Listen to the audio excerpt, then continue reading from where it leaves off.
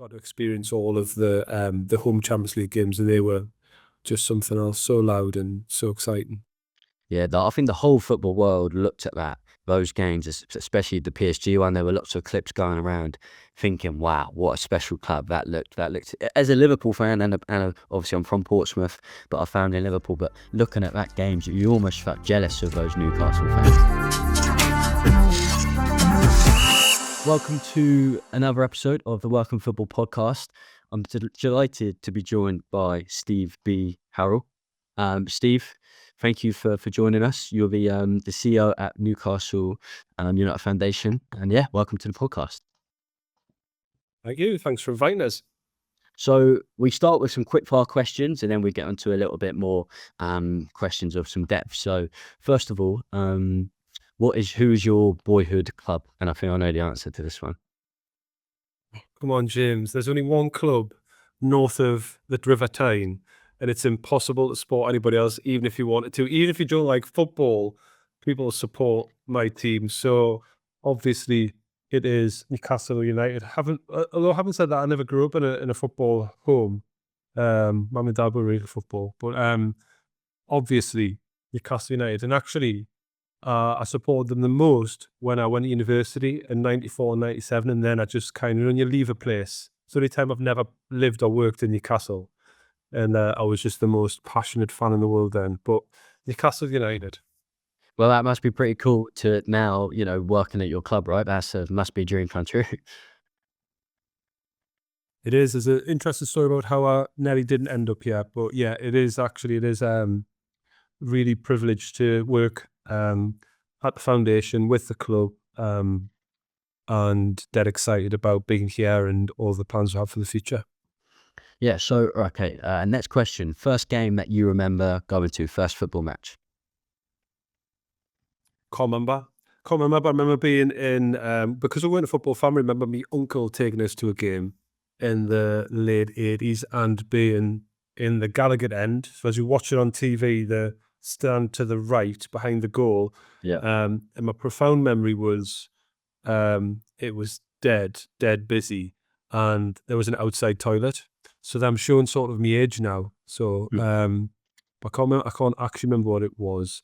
The most memorable game, I was at the Newcastle Barcelona Champions League game when Tino Asprilla scored his hat-trick, and that I was in the Leeds end for that game, and that was also a really memorable game. Did you get to go to any of the Champions League games in the last few years? Yes, I've been. I was lucky enough to go with the club to the AC Milan game in Milan, which was an incredible experience. And then, so I also have 2 season tickets, as well as when I'm not working, I go to the matches. When I am working, I'm obviously in the ground anyway, but got to experience all of the home Champions League games, and they were just something else. So loud and so exciting. Yeah, I think the whole football world looked at those games, especially the PSG one. There were lots of clips going around, thinking, "Wow, what a special club that looked." As a Liverpool fan, and obviously I'm from Portsmouth, but I found in Liverpool. But looking at that games, you almost felt jealous of those Newcastle fans. We were dead. I mean, that PSG game was also the game when the foundation was sponsored on the back of the shirts. So Okay, UEFA will reserve the back of shirt underneath the number for a charitable purpose. And most clubs have a certainly all of them in this country, but most in Europe have a charitable arm. So yeah, I mean, even more exciting that's just one of the most ever iconic games at St James's Park, and Newcastle United Foundation were on the back of shirts when 2 local lads had scored 4 of the goals. So it was like an unbelievable game for many different reasons. Yeah, very special. So, can you tell us a little bit about the start of your career? I know you done some academy coaching for quite a few years. So yeah, a little bit of insight into that would be great. So I suppose this is a football working in football podcast. I think what can I say about the club? My journey is this football becoming a career was during my second year of a degree in Sheffield Hallam University, where we had to secure a 12-week free work placement, and Newcastle United Foundation, as it is now, is in its 17th season. But what was here before that was a Football in the Community initiative. And I actually applied to that Football in the Community initiative to work for 12 weeks for free. And they wouldn't accept my application. And I ended up, for whatever reason, and I ended up working for Newcastle City Council's Football Development Scheme, which actually, when you look back, was such an amazing environment for anybody, any up-and-coming football coaches, for two reasons, really. One, it wasn't the football club, so you had to be really good in terms of your coaching, your delivery, curriculum, engagement. But when I look back at some of the guys who were coaching there, some have gone on to do amazing things in professional football, senior professional football in academies. So yeah, and now also with the women's game. So a 12-week period actually got us qualified for what would be a level 2 now. So back in, what was that, 1995, that was a FA Preliminary Coaches Award, the prelim. So they put us through that. And then on the back of those 12 weeks, I used to go back every half term and coach and work. That then became a full-time job when I left university in 1997. And that, if you think, the academy system as is now really was created in 1999. So there's a little bit about being around when an opportunity came available. So I started working at our football academy as an assistant under 10 coach in 1999. And then over the next sort of 25 years, spent 17 seasons as a sort of head coach or assistant coach, working with under 9s, 10s and 11s mostly. So so my plan was always to work at a football academy because that's what I could see. Those were the available opportunities, and that was what performance coaching. But what I did realize during that time is, alongside that, my brother then went on to be a professional footballer, represented Newcastle United and other teams like Oldham and Carlisle and Stockport and stuff. That felt like the only option was elite football. But actually, after all those years, I just realized that really I just wanted to help kids play football, boys and girls. And the performance element wasn't the bit that I got the most satisfaction from. It was just trying to introduce football to people in a way that would be good for them and lifelong, because it has been for me. And in 2016, the Newcastle United Foundation offered us a job to help with some of their growth plans. And I had a sort of juxtaposition then, James, where I was offered a full-time role at the academy, because before that it was always a sessional role and I was managing other jobs around it.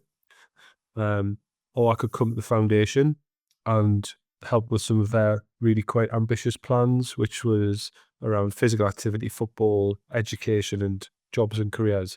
And actually, the foundation, the Charitable arm, just appealed loads more to me because I just generally thought I could help more children and young people enjoy football than that very narrow elite performance pathway. So I kind of moved across, and then my academy coaching career sort of came to a gradual halt over the next few years, and I haven't missed any of that. I picked up the work in the foundation, and in 2017 we took over Newcastle United women's team as a subsidiary company of the foundation. I became a director of the women's team, and then was part of some of that transition back from the foundation to the football club, support with some of their future strategy, which included becoming full-time permanent professional players. So to see the women's team really develop, they've sort of had back-to-back promotions from the 4th tier and are competing at the top end of the championship. So over that period of sort of 25 years connected to Newcastle United, I've done a lot around performance coaching. I've done a lot around governance and director support for the women's team. And I'm now chief executive of the club's charity, which is a separate organisation legally, but actually is the football club's charity. So whilst we are independent in terms of some of our decision making, our first strategic partner and trusted partner is the football club. So we work really hand in glove with the club, where football club has a really ambitious target to win trophies and be sustainable and grow commercially. And we pick up the rest of the work around community impact and social return on investment. So a really exciting time to be connected to Newcastle United under this ownership who are so ambitious, and just a general feel and appetite in the city and the region, which is really positive around the football club. So I suppose it's kind of by design, a little bit by accident, but certainly just taking opportunities and being able to be useful and being attached to other people who have enabled me to take on more opportunities and me be more useful, has sort of resulted in me being in this position now. Yeah, no, that's awesome. That's really cool to hear your journey. I just want to touch upon the foundations a little bit. So, like you say, they are the club's charitable arm. They're vital, aren't they? They're important because so important. Like you say, they do the work in the community, which is seen as Newcastle, we're seen as Liverpool, we're seen as Portsmouth. We obviously have one. So yeah, how important do you think they are for the football clubs? I think that, look, there's 92 community club organisations in the country attached to football clubs, from the Premier League through to the National League. I suppose the importance of it is you think about the the impact the Premier League broadcast deal has had. So the appetite nationally and internationally around Premier League football being the most competitive, most watched football league in the world, and probably sports league. And actually what they've done around good causes across the whole network in terms of investment in facilities through the Football Foundation, investment in clubs, foundations like ours for community programs. But when you put that whole network together, James, you've got 92 community club organisations, so foundations or charities or trusts. You've got a workforce of about 6,000, and that workforce can reach every part of this country, every part of England and Wales. It is an incredible opportunity to use the power and passion for football for good causes. And I would suggest most of us are working at similar things, which is really our ambition is to raise aspirations, create opportunities, and inspire people so that they're more active, they consider their mental health, they're more employable, they do well in school, they learn. I think we're all kind of in that space doing that type of work. Historically, 20 years ago, it would be football programs, but actually elite football is picked up by football clubs. Football for good is picked up by the community club organisations. So it's an incredible network. And I know, having been in Italy a little bit last year, not every team has a foundation over there. 3 or 4 do. I was in Portugal speaking to the Portuguese league in the summer where I met you. Not every club is doing it there. But this idea that football can influence and support society. I mean, in Newcastle, we have, in the northeast more generally, we have the highest rates of child poverty in the country. And we'll have the highest rates of male suicide for men over 40. Now, we are working with other strategic partners to address some of that. That's the power of football. Power of football for good causes, which goes beyond 90 minutes in the Premier League or the EFL or the National League. Last year, by the year end, our foundation, Newcastle United Foundation, was delivering 320 hours of activity every single day with a workforce of over 240 people.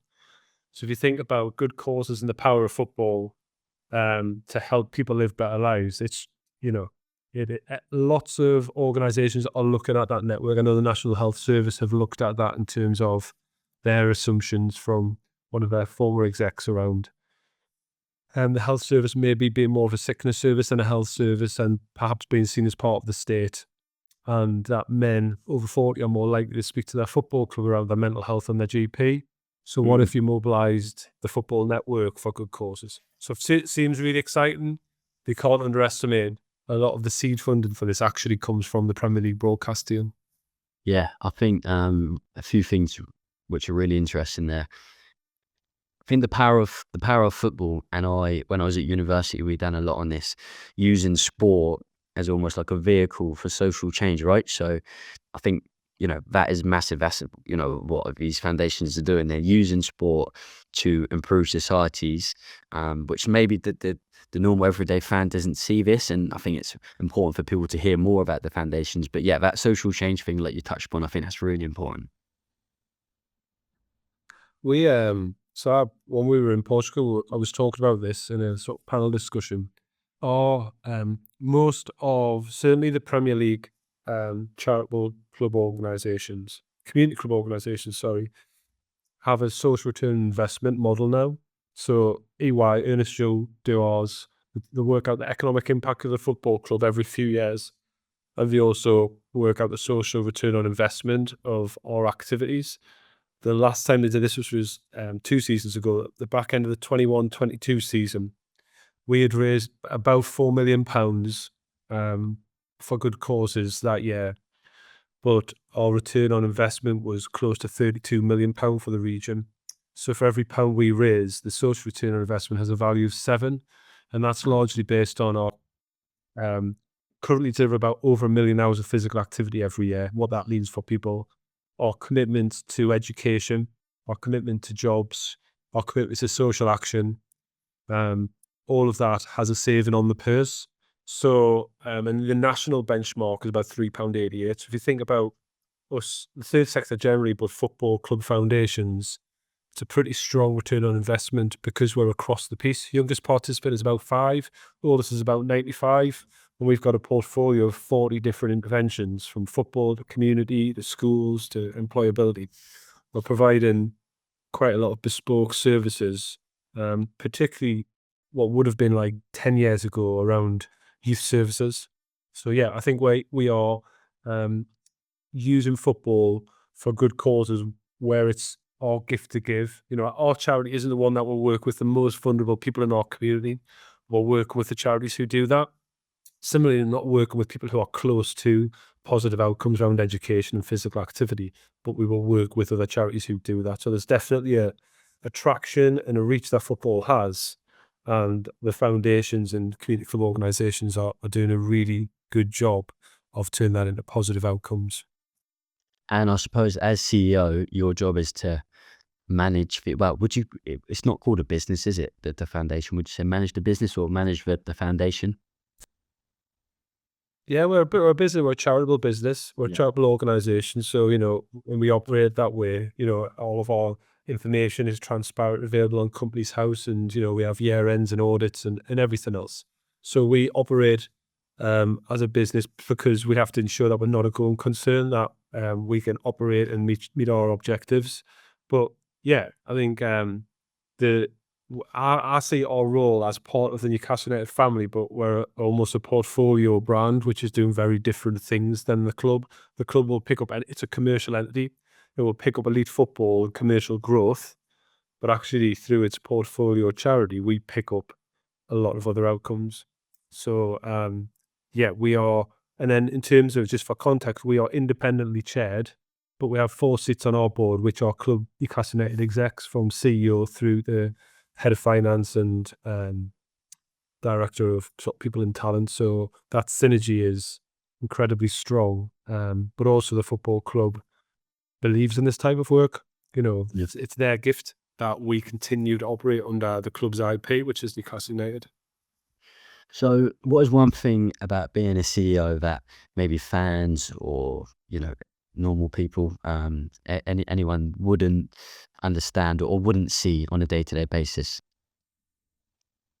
Well, I'm going to speak from personal experience. I think it, what they won't perceive is just another job in the business, in the charity, in the organisation. We're just all doing different jobs. That's all. Yeah. The only difference in mine is I'm the only person doing it. Where we might have, employed 241 staff. We might have 60 coaches and 35 coordinators and 12 managers. But there's only one chief exec. That's the only thing that's unique and different about it.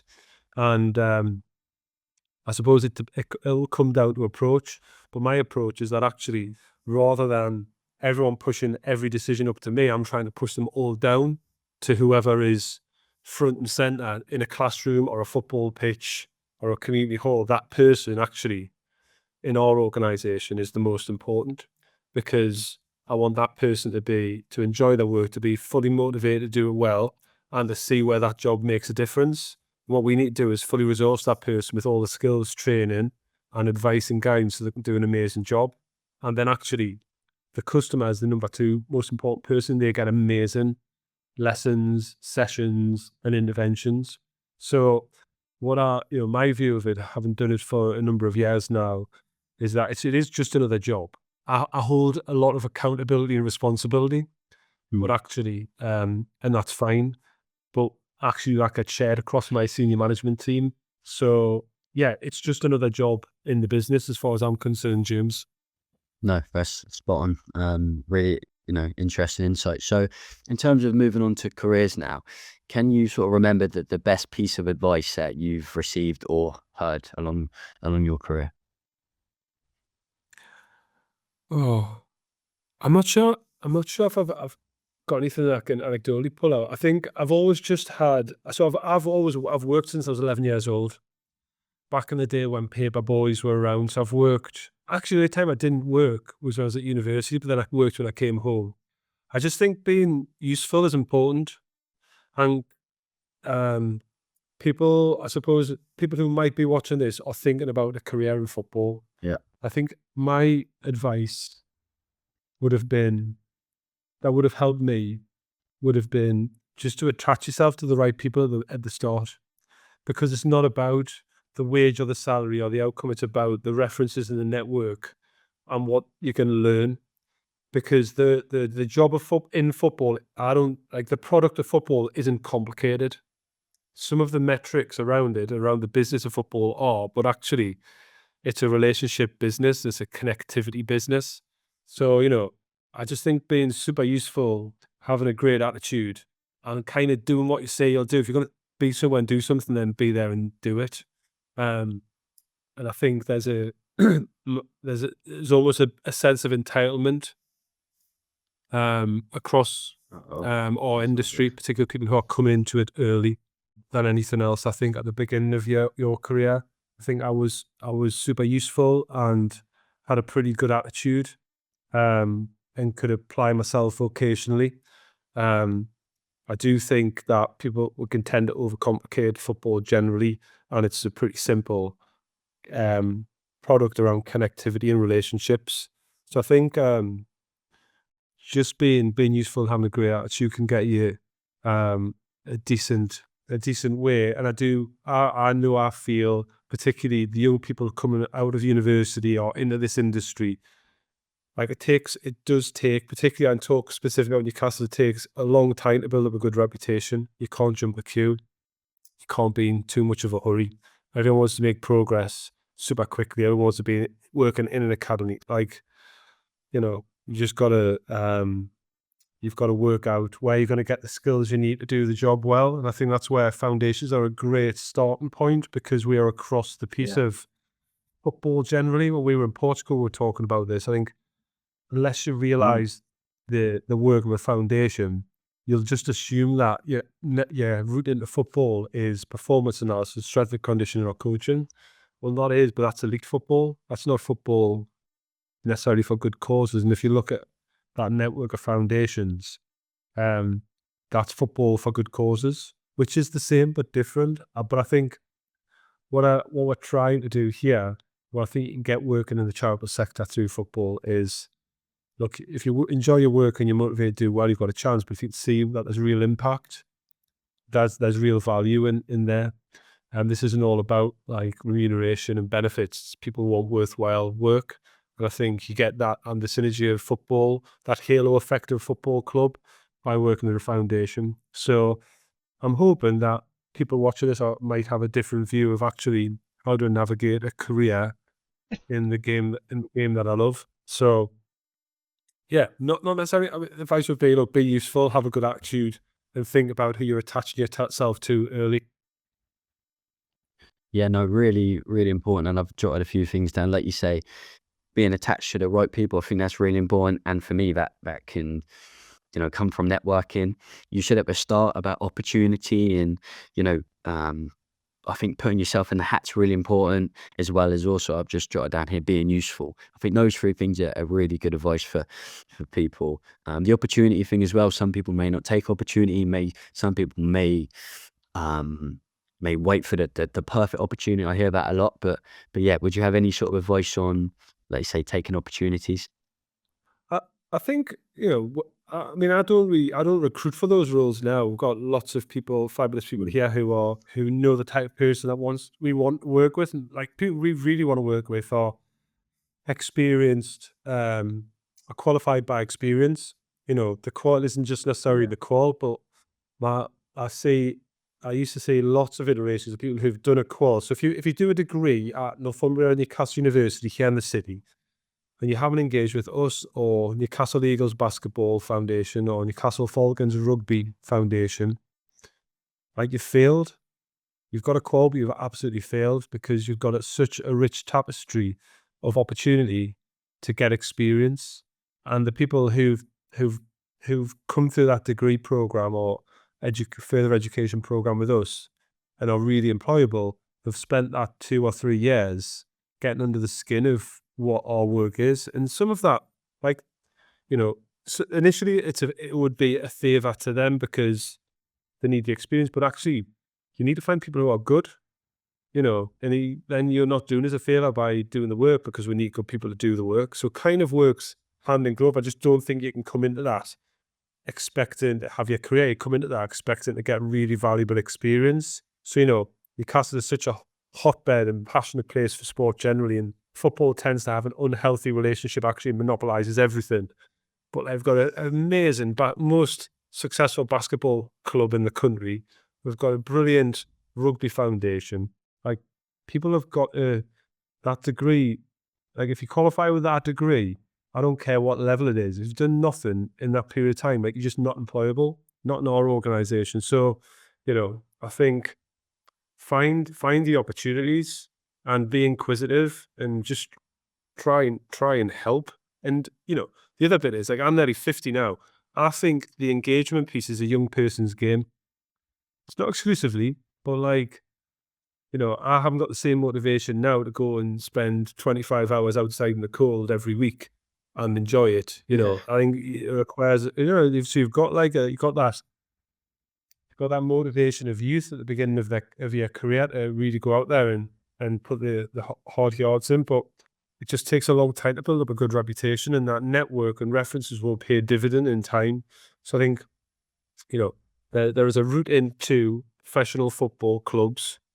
I don't see our foundation as a stepping stone. I see it as an option, but actually, we are a trusted partner of a football club. So the guys who've come from us to work for the football club, we are a real Yep. talent hotbed of potential for the football club.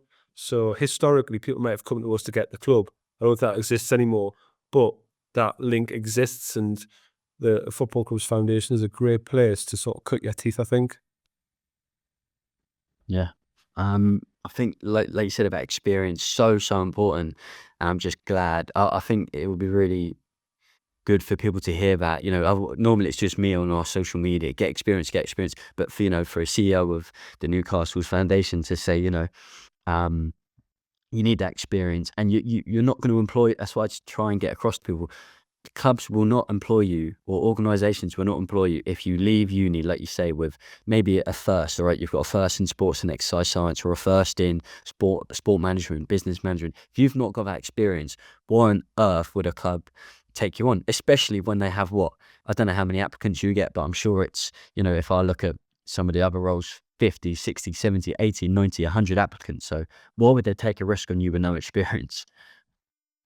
I think your degree, your education is an aptitude test, and this is a vocational experience that, I think, don't underestimate. And the other bit is, like in a foundation, as a person, you will experience working with people who are in abject poverty.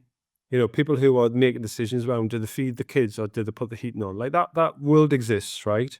You've got the work we do with the Newcastle Food Bank, the biggest food bank in Britain outside of London.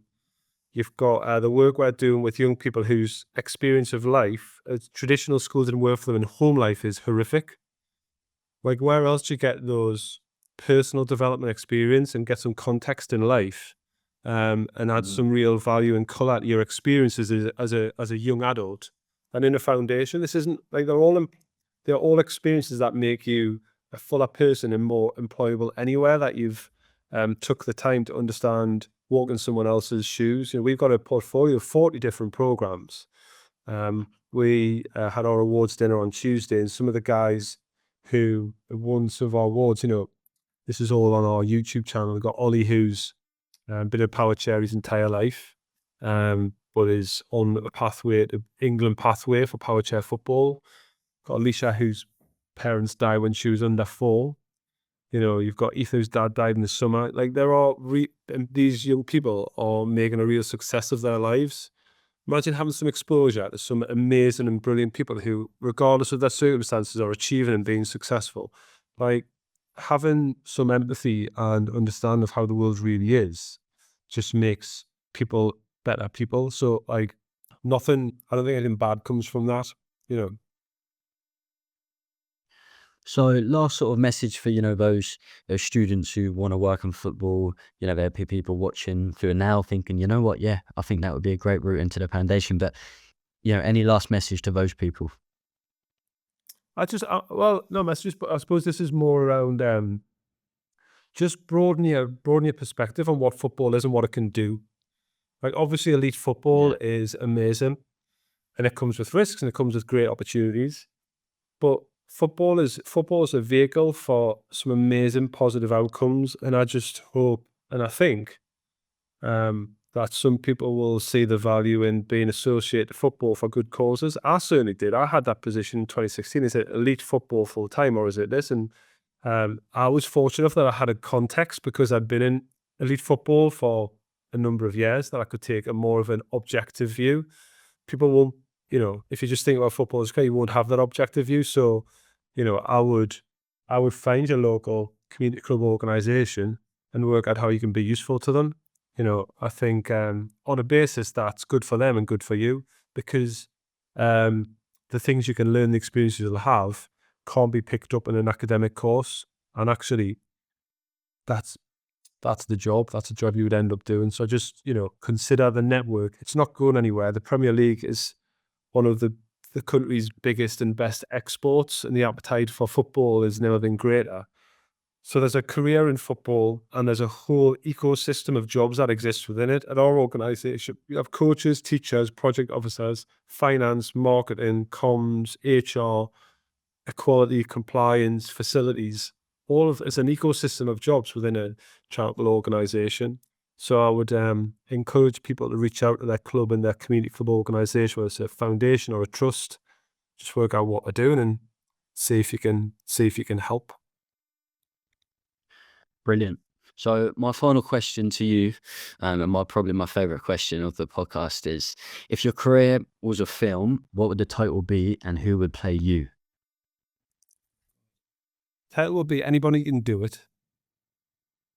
Like, I'm not a special person. I'm just worked out. I've just took opportunities. And who would play me? Yeah, who would play you? God, it's a tough question, isn't it? Who would play me? Anybody who's like the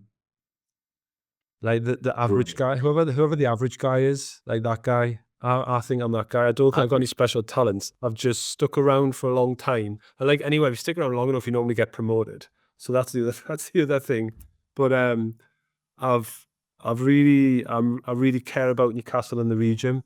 But I haven't got any special talents other than being able to identify the potential in other people, which essentially is my team, and the potential in people. So I just see myself as the spokesperson for our foundation and the spokesperson for all the people who live in our region. So when we're chasing down funding, so we're hoping to raise over £8 million this year. I don't think about that as an investment in me or our organisation. I see that more Ollies playing power chair football, more Alicia's getting support around antisocial behaviour. So I think whoever the average guy is, he can be me, but the title will be anyone can do it. Yeah, it's a great title.